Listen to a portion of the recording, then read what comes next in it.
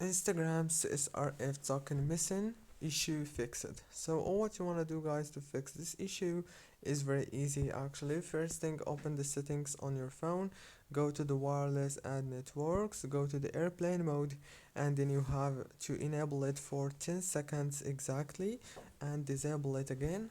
Now go back, open the apps manager. On this apps manager page you will find all the apps that you have on your phone.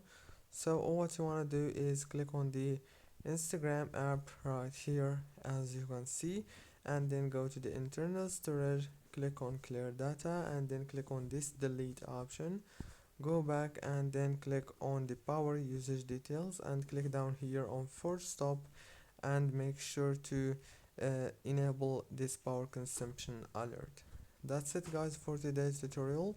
Don't forget to like and subscribe. Thank you so much for watching until the very end. See you later.